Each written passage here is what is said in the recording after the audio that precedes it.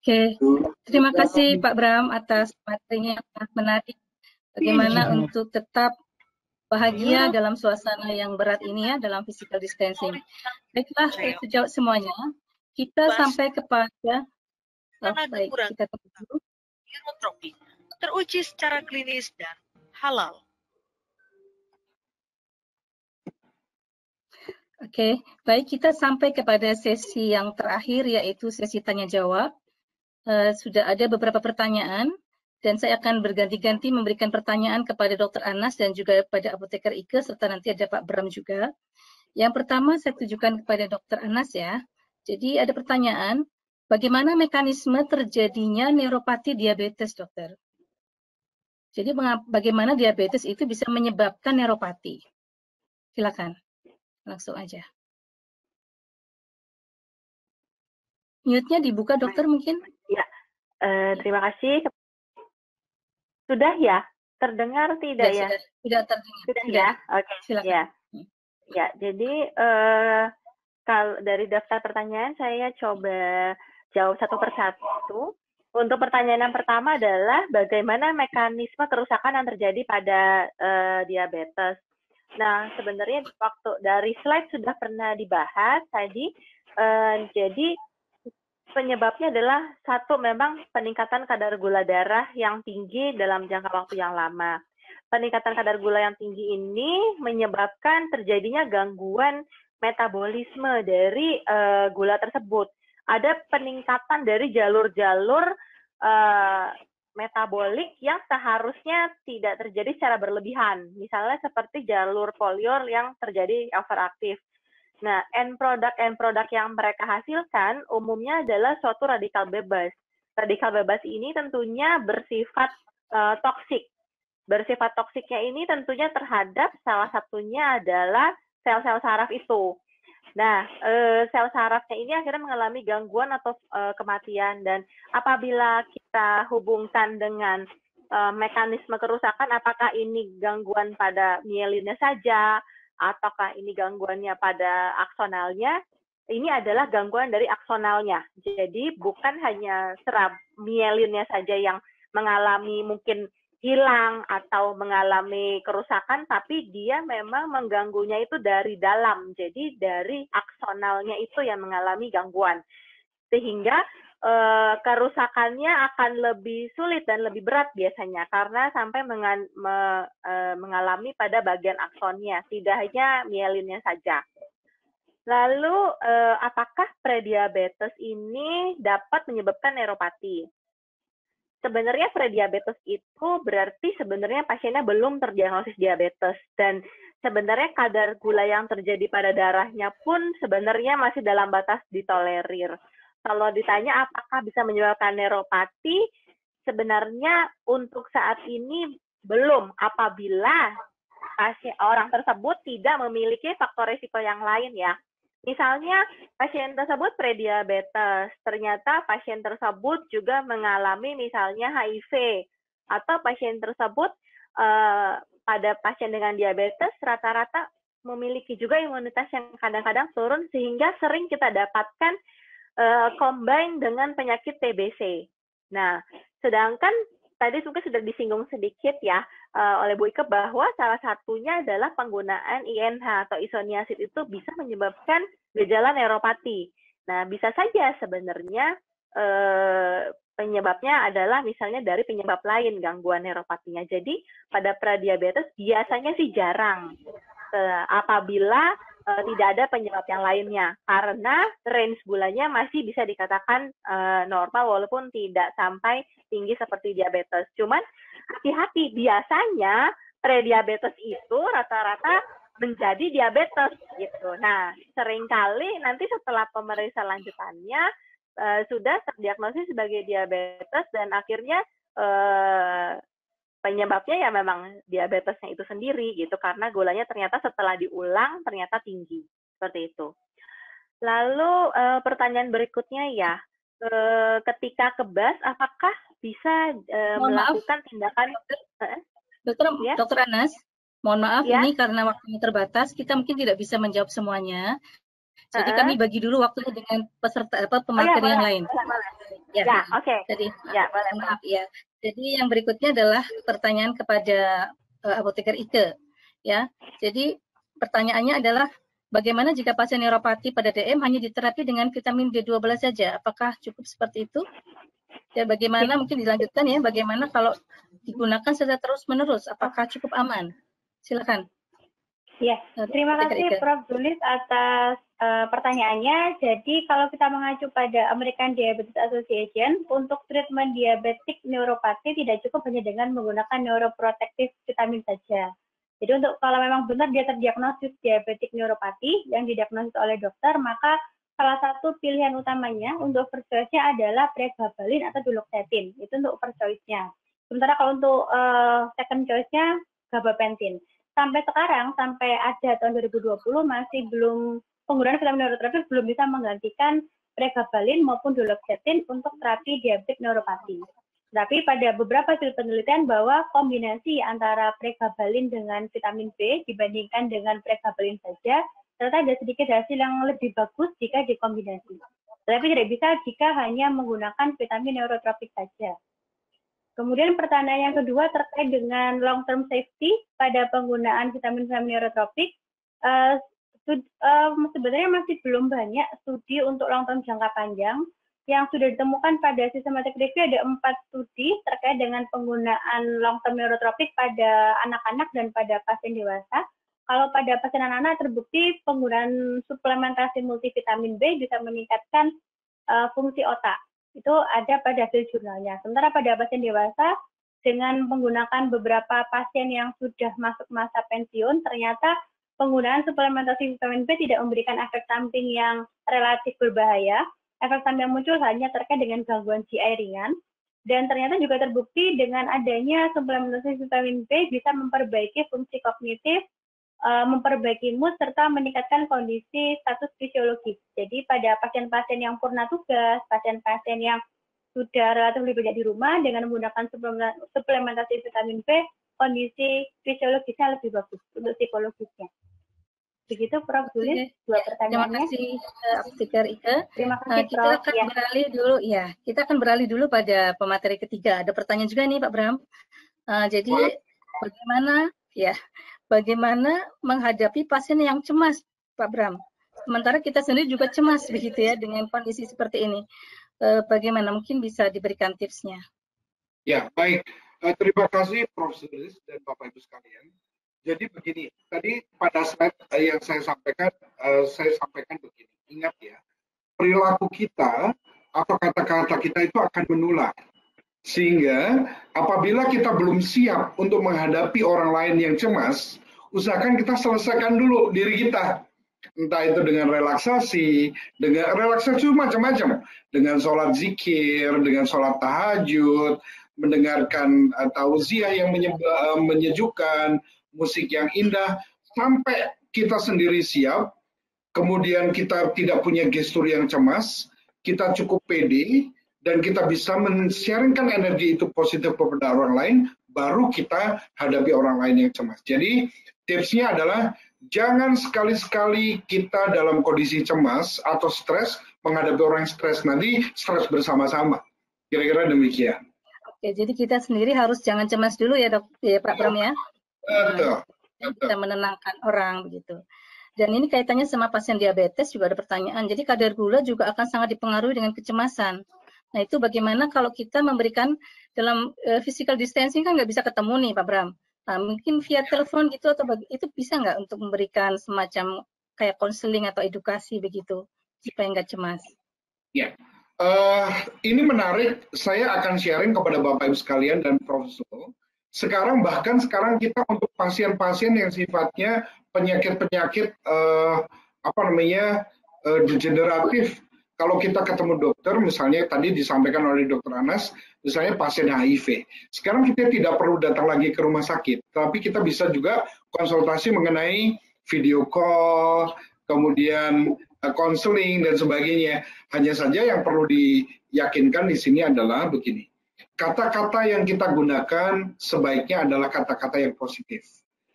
Supaya apa? Supaya orang tidak cemas.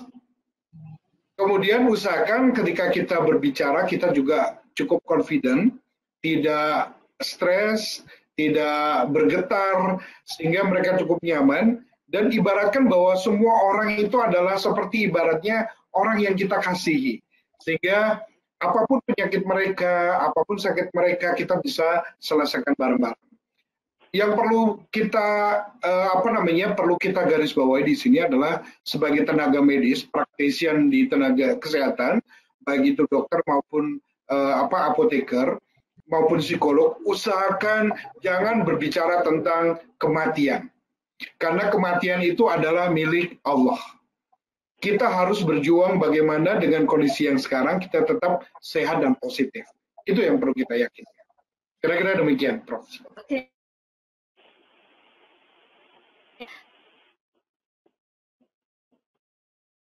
Kepada pasien supaya bersama-sama mengatasi masalahnya. Baik, saya akan kembali lagi kepada Dr. Anas untuk pertanyaan Dr. Anas ya. Jadi masih ada pertanyaan nih. Ketika terjadi kebas, apakah dengan memberikan tindakan mengompres bagian yang kebas itu dapat memberikan perbaikan, dokter? Jadi kalau pada neuropati kan ada gejala kebasnya. Silakan, dokter. Ya, kompres bisa menjadi salah satu tambahan, salah satu mungkin alternatif yang bisa digunakan untuk mengurangi rasa kebas atau rasa nyeri. Karena pada dasarnya dengan kita mengkompres, terutama biasanya mengkompres hangat, itu akan menyebabkan terjadi relaksasi otot. Karena tentunya ketika terjadi pain, terjadi sesuatu hal tidak nyaman, biasanya akan diikuti juga dengan spasme, biasanya dari otot-otot sekitar. Nah, dengan kita melakukan kompres tersebut, sebenarnya kita salah satunya membantu supaya kita mengurangi si spasme ototnya, dan beberapa juga dikatakan bisa juga mengurangi efek sekresi dari proses inflamasi yang terjadi di area tersebut, mungkin inflamasi lokal, tapi tidak bisa memberikan istilahnya menyembuhkan 100% ya, Prof ya. Jadi hanya untuk membantu mengurangi gejalanya. Seperti itu. Berarti selain dengan obat bisa dibantu dengan ini ya terapi non farmakologi lah istilahnya ya untuk mengurangi gejala tadi. Iya, iya. Terus kalau pasien diabetes yang belum menunjukkan gejala seperti neuropati, apa sudah perlu menggunakan vitamin B, dokter?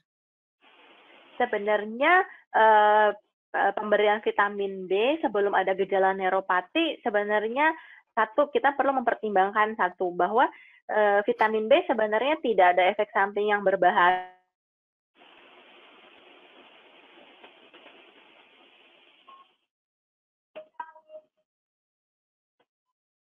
Konsumsi vitamin B tanpa ada istilahnya penyebab yang pasti, kita harus memikirkan juga bahwa ada efek samping di beberapa orang meningkatkan nafsu makan. Nah, apakah kira-kira orang tersebut bisa menekan misalnya rasa nafsu makannya seperti itu. Nah, akhirnya malahan dengan mengkonsumsi tersebut, padahal vitamin B-nya cukup dan tidak ada gejala neuropati, malah bisa memberikan efek bahwa nafsu makanan malah bertambah, akhirnya malah terjadi obesitas, malah terjadi penyakit-penyakit lain yang mungkin bisa berbahaya selain dari neuropati itu, seperti itu. Jadi sebaiknya nggak perlu ya sebelum ada indikasi memang dibutuhkan adanya tambahan vitamin ya, dokter ya? Betul, karena vitamin B sendiri kan sebenarnya bisa kita dapatkan dari makanan kita sehari-hari. Dengan kita mengatur pola makan kita secara seimbang, sebenarnya kita sudah bisa memenuhi kadar kebutuhan vitamin B kita, seperti itu, tanpa kita memerlukan suplementasi. Tetapi kalau kita sudah merasakan adanya gejala, ya sedini mungkin kita deteksi, dan apabila kita perlu mengkonsumsi, ya sungguh sangat baik, seperti itu. Baik, terima kasih dokter. Selanjutnya saya akan beralih kepada apoteker Ike ya. Jadi ada pertanyaan lagi. Tadi kan diterangkan mengenai vitamin B1, B6, B12 begitu ya. Ditanyakan di sini apakah cara kerja dari ketiga vitamin tersebut serta sistem saraf yang ditujunya sama? Silakan ya, Mbak Ika. Terima kasih Prof. Zulis atas pertanyaannya. Jadi sebenarnya vitamin B1, B6, dan B12 itu bekerja pada sistem saraf yang sama. Khususnya kalau kita fokuskan di sini pada sistem saraf perifer. Cuman yang berbeda adalah aksi atau mekanisme kerjanya. Kalau vitamin B1 dia fokus untuk menguatkan sel saraf, dia menyediakan sumber energi untuk sel saraf itu sendiri.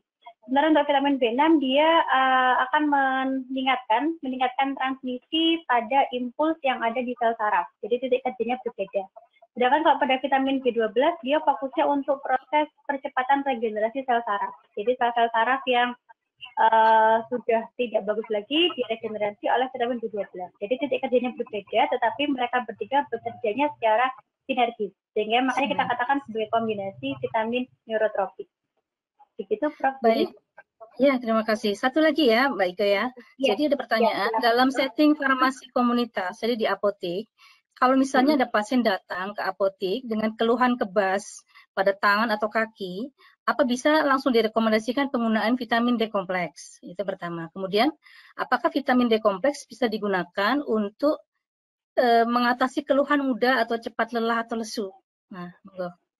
Ya. Terima kasih Prof. Zulis. Yang pertama untuk setting Bapak Ibu sejawat di komunitas, jika ada keluhan pasien DM, kemudian dia mengeluhkan kebas, maka sebelum kita memutuskan memberikan neurotropik, perlu melakukan beberapa hal dulu. Yang pertama harus dilihat kontrol gula darahnya berapa. Karena kan neuropati merupakan salah satu komplikasi DM, yang biasanya akan muncul jika kontrol gula darahnya tidak bagus. Kemudian keluhan kebas, keluhan kesemutan itu kan tidak hanya pada kondisi neuropati saja. Ada juga beberapa kondisi yang mungkin manifestasi adalah kesemutan atau kebas. Nah, untuk menegakkan diagnosa, saatnya kita untuk merujuk pasien tersebut ke dokter. Untuk memastikan pemeriksaan dan dokter akan mendiagnosa apakah memang benar itu pasien tersebut mengalami neuropati atau tidak.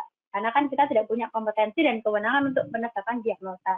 Setelah dari dokter, kemudian sudah tegak diagnosa neuropati, dokter akan memberikan beberapa pertimbangan. Apakah memang pasien ini cukup hanya dengan mengontrol gula darahnya, atau mungkin sudah sampai perlu penambahan obat-obatan seperti pregabalin atau duloxetine, atau kombinasi dengan neurotropik. Jadi sebelum kita ngasih neurotropik, pastikan dulu diagnosanya oleh dokter, karena itu sudah wewenang teman sejawat kita yang lain. Berikutnya, jika ada keluhan fatik atau kelemahan, lemah, letih, lesu, apakah bisa diselesaikan dengan vitamin neurotropik? Lemah, letih, lesu itu merupakan salah satu manifestasi dari beberapa macam penyakit. Jadi bisa dari gangguan saluran cerna atau juga bisa dari gangguan sistem saraf. Untuk menentukan gangguan yang mana, mungkin perlu dilakukan asesmen dulu. Pasien saat itu sedang punya kondisi penyakit apa? Atau sedang mengkonsumsi obat-obatan apa? Atau ada juga mungkin ada perburukan pada kondisi sindrom metabolik atau pasien sedang mengalami penurunan nafsu makan.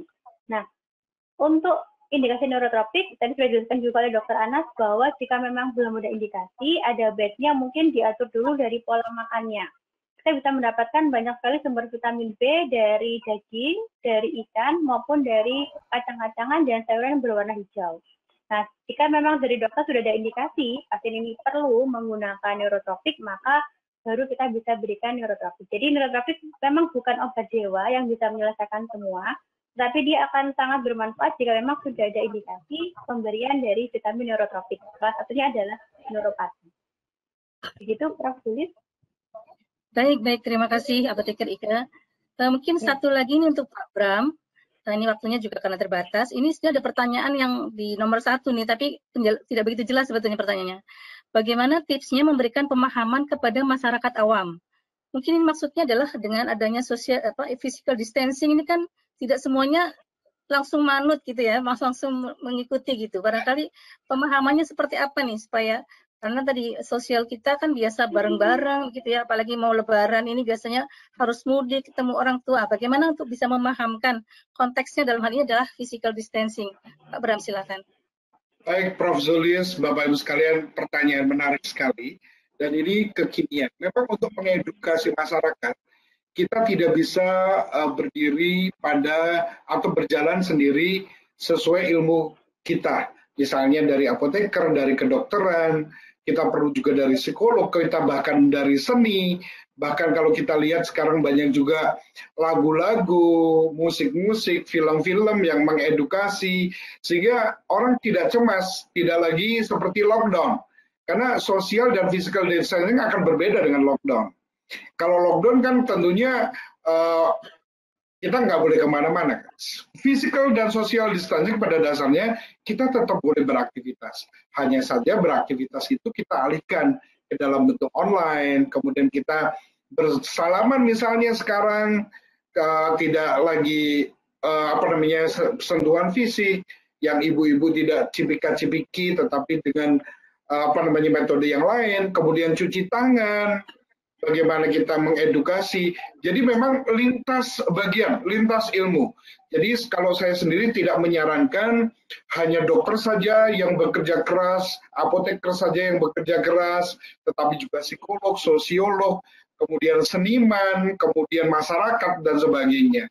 Bahkan yang lebih menarik sekarang kita lihat banyak video-video ibu-ibu yang dalam kelompok klaster yang usianya dikatakan sudah tidak produktif, di atas 70 tahun lagi, 70 tahun ke atas, sudah terbiasa sekarang menggunakan teknologi yang namanya baik itu Zoom, webinar, video call, dan sebagainya. Sehingga justru malah ini menjadi opportunity. Kalau dulunya ketemu anak cucu hanya setahun sekali, sekarang setiap saat. Mereka bisa lihat fisiknya, bisa lihat wajahnya, bisa lihat senyumnya. Kayak sekarang saya lihat betapa cantiknya Prof. Zo, Bu Ike, Dr. Anastasia, dan sebagainya. Ini kan menyenangkan. Sesuatu yang buat kita. Sekarang Simba udah biasa pakai Zoom ya, Pak Bram. Dan Simba kita ini sekarang dalam keluarga saya sekarang, Prof. Zo. Sekarang malah justru yang aktif video call bukannya saya, tapi apa? Simbah saya yang ini. Gimana? Bahkan yang lucu lagi, bikin teh aja itu kan bikin sesuatu yang simpel. Masa Simbah nanyanya ke saya, teh yang enak gimana sih? Terus kalau ditelepon dia nggak terima, aku mau lihat gambarnya, lihat video call dan sebagainya. Nah itu menarik buat kita. Kira-kira demikian, Prof. Ya, terima kasih sekali. Karena keterbatasan waktu mungkin kita tidak bisa melanjutkan tentang sesi diskusi ini, tapi saya kira sebagian besar pertanyaan sudah terjawab. Sekali lagi terima kasih sekali kepada para pemateri yang luar biasa pada hari ini, Dr. Anas, Apoteker Ike, Pak Bram, terima kasih atas ilmunya sudah dibagikan pada kita semuanya. Baiklah sejawat apoteker di mana saja berada, demikian kita sudah mempelajari tentang penyakit neuropati, kemudian khususnya adalah neuropati diabetes, kemudian tentang peranan vitamin neurotropik di dalam sistem saraf, serta juga belajar bagaimana beradaptasi dengan adanya perubahan selama masa pandemik ini di mana kita harus melakukan physical distancing.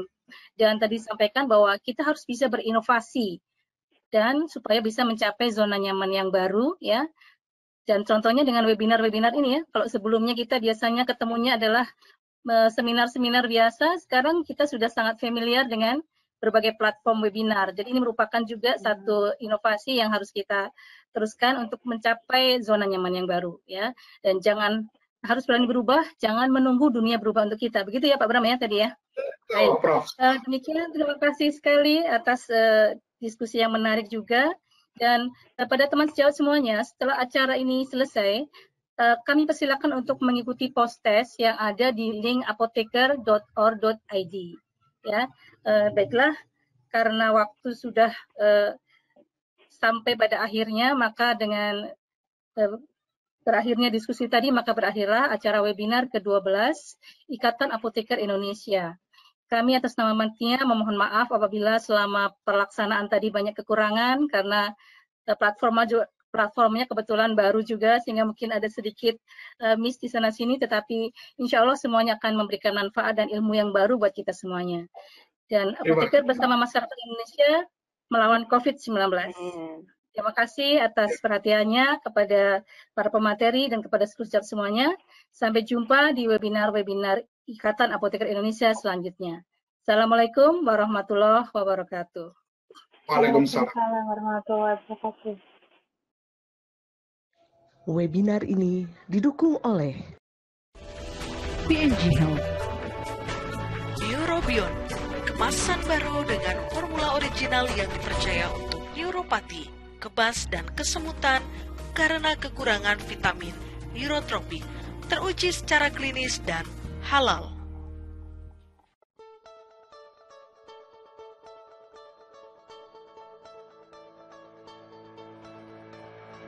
Terima kasih kami ucapkan kepada kesetiaan ketiga narasumber kita yang luar biasa pada siang hari ini, dan kepada sejawat apoteker Profesor Zulis Ikawati yang telah memandu acara hingga selesai.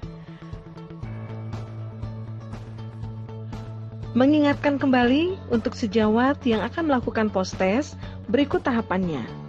Masuk atau login ke akun webinar, klik event yang diikuti, pilih event dan klik ikuti tes, jawab pertanyaan post-test sampai dengan nilai 70. Jika belum mencapai batas minimal, silahkan mengulanginya sebanyak 3 kali. Tunggu penyaluran SKP. Jika SKP telah disalurkan, klaim SKP dengan menekan tombol klaim SKP. Penyaluran akan dilaksanakan maksimal 3 kali 24 jam.